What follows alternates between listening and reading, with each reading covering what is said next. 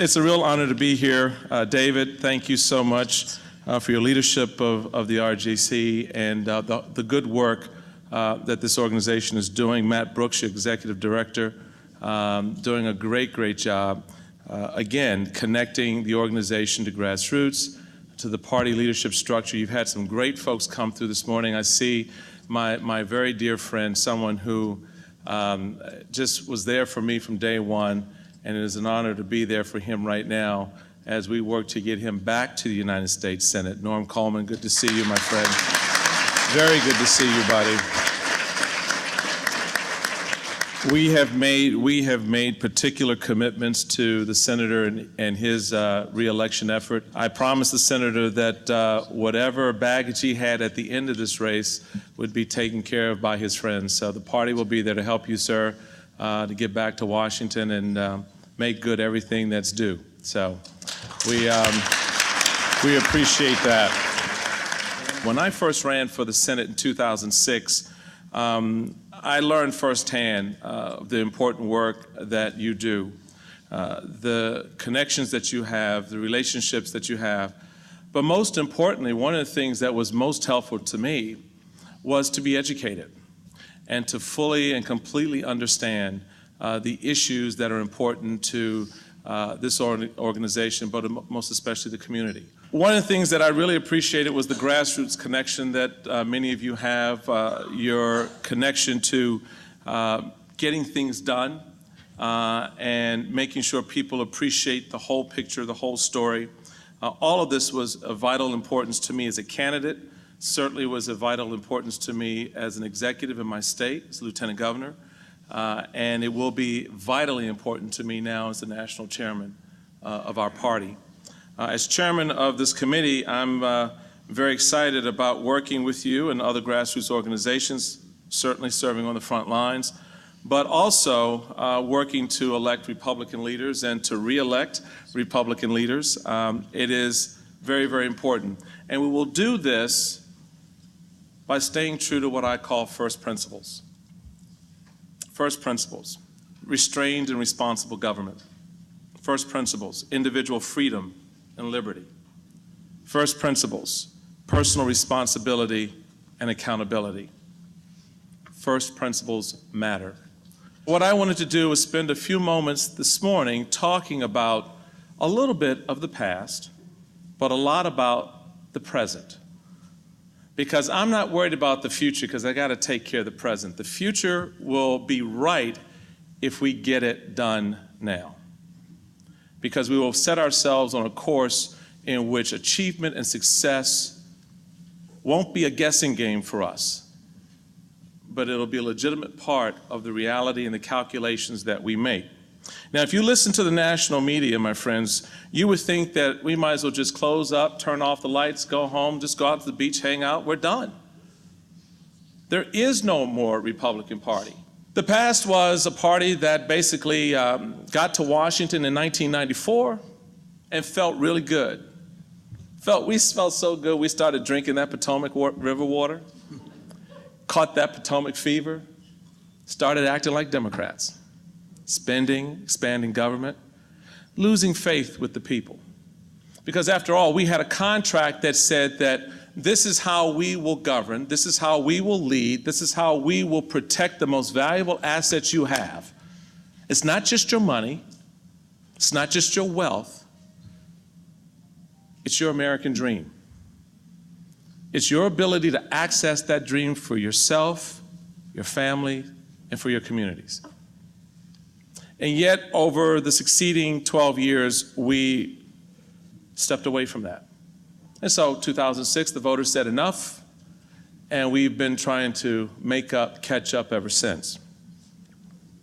But I want to put in perspective where we are right now, so that you can see the very nature, the very essence of the battle that lies before us, and how it will define the difference between conservatives and liberals, Republicans and Democrats, going forward. Republican and Democrat are walking down the street. They come across an individual who's a little down on his luck. Republican goes over to the individual and has a little conversation with him, picks him up and says, "Here's my business card. Stop by my office on Monday morning I may have a little something around the shop for you to do. Nothing big, nothing promised, but just come on by.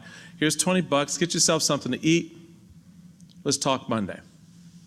So, Democrats looking at it saying, well, this is pretty good. It's pretty easy. They go a little bit further. They run into another individual who's down on their luck. Democrats said, look, I got this one. I watched. I learned. So he goes over and he's talking to the individual, takes a card out of his pocket and says, here's the number for the local welfare office. Reached into the Republican's pocket, took out 50 bucks and gave it to the man. Now, what you need to understand about that lesson is that liberal Democrats call that stimulus. But you and I call it wealth redistribution. You and I call that devaluing the individual. Speaker Pelosi and Senator Reid have cooked up, along with the president, a nearly over $1 trillion boondoggle in the name of economic stimulus. They heard it through the Congress, even though they promised, oh, you have it on the web for 5 days, you can take a look at it. Even the members didn't read it. And guess what? They want more. They have promised to spread the wealth, but what they didn't define was, it's your wealth. It's your hard-earned wealth that has come at the expense of your labor, your hands, the sacrifices you made for your family.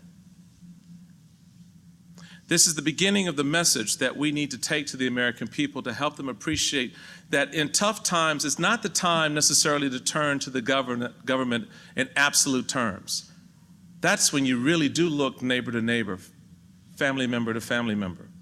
We appreciate what fiscal discipline, the value of a dollar, budgeting, and most importantly, thoughtful investment when coupled with hard work can provide empowerment and opportunity. That's the core of our message. I was as frustrated as anyone else that we couldn't express that in 2008. That it took a happenstance conversation between a plumber and the Democratic nominee before we began to, in the words of Hillary Clinton, find our voice. But it was always right there. It was always right there, summed up in appreciating what individuals do every single day to create wealth and opportunity for their families. Families today struggle to make ends meet, trying to find a way to bring it all together. Sitting at that kitchen table where decisions about tuition, bills, mortgages, all come to a head. Budgeting, saving, costs, all mean something. This is the reality everyone is facing. This is the reality we as a party have to speak to. We cannot be the party that sits back and goes, well, look at what they're doing. We cannot be the party that sits back and says, no. We've got to have something to say in the first instance, in the first moment. When the people wake up every single day, they've got to hear our voice in their ears, reminding them that the power of this country is not based on our relationship with the government, but our relationship with individuals. The power of individuals to lift a nation up and sustain it. We are a government of, by, and for people, not government. We are people who come together in good times and bad times to do great things. So why aren't we saying that? Why aren't we sharing the stories of the Maybells of this great nation? Put it in very simple terms. If a woman who is a sharecropper's daughter with a 5th grade education can figure out how to balance the budget, feed her kids, make her ends meet, then why can't the federal government?